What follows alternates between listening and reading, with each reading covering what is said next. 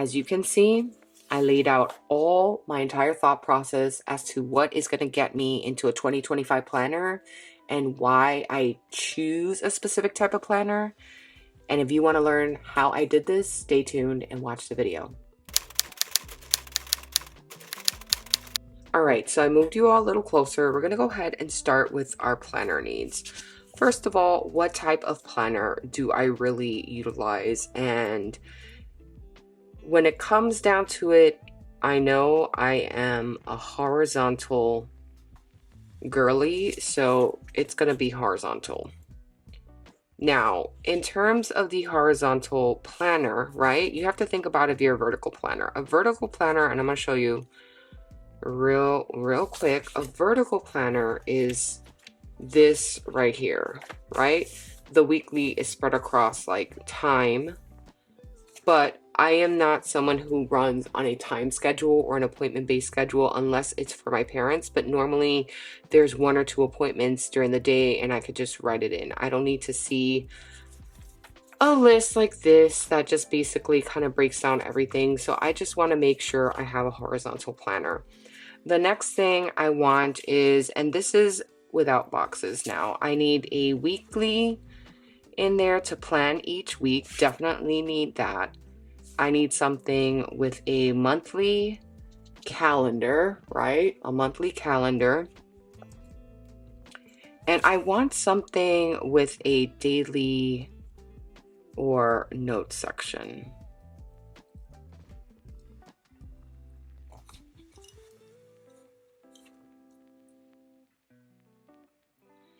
So these are my 3 top priorities. I need a weekly, I need a monthly, a weekly, and a daily with notes. I also like having a yearly overview, right?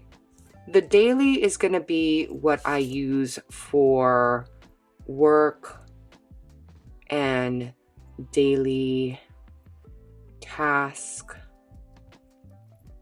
for my family, notes, and then the weekly is going to give me my overall view of appointments and errands. My monthly is going to give me the overall view of the month. And this is bills, appointments, and meetings. And this is getting really small, so I am hoping that you can see this, but if not, you're still listening to my process. The yearly overview gives me just basically overall days I work, holidays, breaks. All right, so I moved you in closer so we could take a look at this together. So I basically figured out that I need a horizontal planner with a monthly, a weekly, and a daily for sure. A yearly overview is really great because I can see when I work, when there's holidays, when there's school breaks, appointments, 6 months in advance, such as a dentist, things like that. And the daily notes are for work, daily tasks, family notes, which I think are really important because sometimes I just like having a to-do list of what I need to do for work and also a to-do list of what I need to do in my home. Now, one of the things I am thinking about, and this is the determination I think that, some people kind of think about and then they kind of test out during the year and then they figure out what they want. But in these 2 horizontal options, right? I'm going to extend a line going this way and then one going this way, but I want one for work, maybe, and one for personal. Now, some people like having both. And the thing is, this is going to be a deciding factor for me because if I have work and I have a personal, I could keep it 2 separate. But then I was thinking about, well, what if I, write some items for work that's kind of something that I really shouldn't be like showing on social media and things like that, and I do planner flip throughs or I do videos, do I really want that planner being seen? No, right? So my work planner is basically gonna be for work, and I figured out the reason being is because yes, it gives me a yearly overview of anything work related, any conferences, events, any meetings. Then I also get a monthly view of basically what is going on for the month, anything pertaining to themes, marketing goals, things like that for the month. Then weekly is my weekly task and how I break it down. And then my daily notes is basically what I accomplished that day. And I think that is going to be something that I really, really want to hone in on. And it gives me the ability to separate work and personal. And then my personal one is really pretty much going to be what I just said, which is basically my overall days, when I work, my holidays, my son's school breaks, any events, anything like that. And then my monthly overview is bills, appointments, meetings. My weekly is just basically the overall view of appointments and errands. And as I mentioned before, what the daily was for. So this is definitely something that I think is very feasible for me because I want to be able to just basically have those needs met. And for some people, I know they don't mind putting work and personal together, but we in the planner community love just paper ephemera and sharing our hobby, right? And this is for me, this is just a hobby I love, and I get to kind of share my life in some aspects. I don't share everything because I do value privacy, but I do really appreciate the fact that, you know, I can talk about being a caregiver or can talk about, you know, some months I'm really tired, exhausted, or stressed. And then there's some months I'm doing amazing. And as I explained before, yes, it is a partnership between myself and my husband. I just don't talk about that because this is me, my channel, my hobby, my space for me. So I definitely think it'll work out. Now, the other thing I wanted to do was have a separate daily journal. Okay, so basically, I think, and this is my reasoning for it. First of all, when I notice, like, even now, if I close this planner, she is very thick. It becomes a little harder to write on because there are some pieces of ephemera that are very thick, such as this spread right here, right? This is very thick ephemera, and it ends up adding up. So I have, you know, sometimes I have stickers, sometimes I just have like layers of stickers and layers of just collaging, which I absolutely love. And then sometimes I have like little pop-outs here, and I really do love my style, but I also know that I am someone who loves using stickers, sticky notes, paper, ephemera, any tags from when I make purchases. There's a lot of things that I utilize in my spread that really kind of defines the type of person I am. Now, in terms of the size, I already can tell the A5 for my type of journaling or writing is a little too big for me, right? I am someone who basically writes like a paragraph or two. I've seen beautiful spreads where people literally write a whole page, and I cannot do that because in this moment, in this time, and just basically, I think ever, I am someone who can really write my thoughts concisely.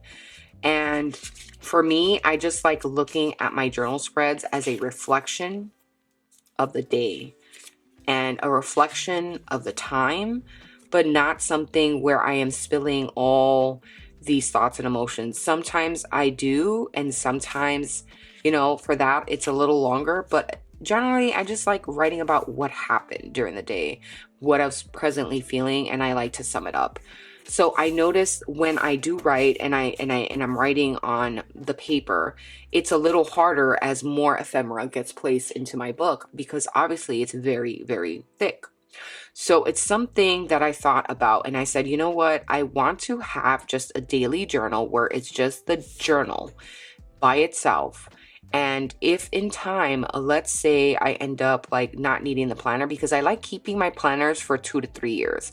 So right now, the planner that is getting removed from my collection is my 2020 planner, right? And then next year it'll be the 2021 planner. So I don't like keeping planners year after year. I keep them for a couple of years, 2 to 3 years, to reference, because I have to look at when my parents had an appointment, when they last saw a specialist or a doctor.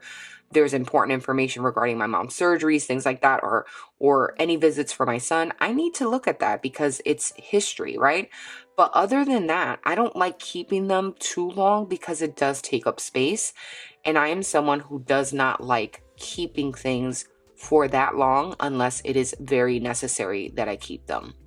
So the journal allows me to keep a book, and that is very specific because that's talking about my life, that's talking about emotions, that's talking about, what I'm feeling. It has collages, it has pictures of my loved ones, and I could look back on those, and those I plan to keep. But when a planner and journal combine, I feel like, it's definitely something that kind of takes away from it, especially because sometimes when you're planning, you write really messy, and sometimes you just write like what I did, just barely anything. And this is just basically a log of what I needed to do. I'm not trying to make it look pretty. I'm not trying to make it look, aesthetically pleasing for Instagram. Yes, everybody has their particular style, but for me, it's all about functionality and really just being able to utilize my system. So I need a daily planner to basically journal, reflect on feelings and emotions, right? Personal diary and photos. And that's what I want. I want like a memory or a memoir of the day, basically. A memoir of my day. And that's how I like to look at it, because I want to reflect back. I want to take a look at things. So when you're creating your functionality, right? And this is all about function. So if I put function here, right? And this is going to go into a box because this is a big one. Function. What is a function? Okay. And it's going to go on this side because basically, this is where I could fit it. So the function of the daily system is going to be for me to just journal, reflect, memoir. It's like a dear diary, right? So this function is a dear diary. This one right here, what is the function of my work planner? Okay, my work planner, I really have to think about it. And it's basically just maintaining organization and structure for work task and forward marketing planning. And this may be very, very messy for some people, but you know what? This is real life. This is how people like literally write notes or chicken scratch, right? So for me, my work planner is marketing, organization and structure for work task, and marketing, basically forward marketing planning. So basically developing a marketing plan, in terms of future planning for what we need in terms of where I work, right? And then my personal one is just basically, when I think about the function of that one, it's basically life, right? And I'm going to put it here because I don't need to draw a line, but it's basically life, organization, and planning. Okay? When you think about all the other things that a planner can be, you can think about, what are some things people think about? Color, right? 2, size. 3, type. 4, cost. 5, purpose. Okay, so I like to break it down by that: color, size, type, cost, purpose, right? For me, my favorite colors in planning obviously are neutral or black. I'm not really into very colorful planners. It's just for me, like, I just like something very simple. And even if the planner is like a Hobonichi, I think this is the most like, what would you say? This is the most like stylistic that I would have, because I like to express myself using stickers, or like kind of making it my own personal kind of like reflection of the year. And I've always been like that. So I like neutral or black. For me, I think my size right now is a B6 Slim for work. And then I was thinking about possibly adding a pocket, or yeah, a pocket calendar notebook, which Sterling Ink does have, just for appointments when I go. And that is very skinny, very small. It's something I could stick in my purse and then transfer the information over, right? So I'm looking at a B6 Slim, and a pocket for appointments, right? Because currently right now I have an A5 in Hobo Weeks. And I love my Hobo Weeks. Love my Hobo Weeks, right? So this is my current selection, right? So that's my current. But when I look at it, it's like, you know, which one really worked? The Hobo Weeks worked. The A5 was challenging because I wanted to fit a whole bunch of writing, and that's just not something I do. The type of planner is horizontal. Okay. And like I said, you have to figure out what type of planner you are. If you're someone who uses vertical or horizontal, horizontal is when it goes across. And then the cost, you know, what's your budget? It's basically whatever is in your budget. If you want a good planner, usually it's anywhere between what, 30 to maybe, you know, in the upwards of like $60 to $70 for a planner. And depending on what type of planner it is. So it always goes according to your budget, whatever you can afford. And you shouldn't feel bad for having a budget. You just want to make sure you follow a budget. And then you have to think about the purpose. So for me, I'm using it for work. I'm using it for personal life. And then also a Dear Diary. Now, what I did find is that I do like tracking, but when tracking becomes too much, I definitely stop tracking, because it becomes overwhelming. So if I can fit tracking, I will. If I can't, that's okay. But it's something that some people may want to think about. Do you want a meal plan? So like, there are other factors, right? Do you need to meal plan? Do you need to track items? Are you someone who tracks medical history? Because that is me. I track medical history. I have to. I have no choice about that. So for me, that's something that I have to consider, right? And this is where I said, like, having a personal one is very important, and then having a work one is also very important, because for me, I'm not going to plan to track my medical history in a work planner. That just doesn't make sense. Okay, so meal plan, track items. Are you going to use it to budget, you know, monthly? Are you going to use it to kind of, you know, what else can we do? So track reading. There's people who do track reading in their planners. I am a person who likes writing about what she read once I read it, so I do journal about that. So that does fit. And then you can look at what you do, right? So everything that I do, I kind of like highlight, right? And I do kind of semi-budget. I don't full-hearted budget, but these are things that I do. And then when I take a look at it, this can go into my personal, right? Medical history. This is basically going in the back of notes. I already know that. Budget monthly is basically where I put in my bills for the month in the monthly calendar. And then track reading, that's something that I do in my journal. So once I put down what I use it for or any other possibility, I see and ask basically, can I fit this into a system that I'm already thinking about? And the answer is yes. So I hope this video helps. It really gets you into the mindset of really planning for your planner and basically deciding the function, the purpose, the features, and everything else you need in a planner. And it really allows you to think about the questions that you need to ask yourself. You know, what colors do you want? What size do you want? Or do you need, basically? What type of planner do you need? What is your budget? What is the purpose? Do you need a work and a personal planner? Do you need to use one planner for both because you don't separate that? Do you need a daily journal? Do you want something that where you can journal in and it offers you that ability to put away that book? So these are all very, very important questions. And I really, really think it's really key to kind of think about it, ask those questions, and really sit down and say, hey, what am I using my planner system for? So I hope you really enjoyed this video, and thank you so much for watching, and until the next time, bye.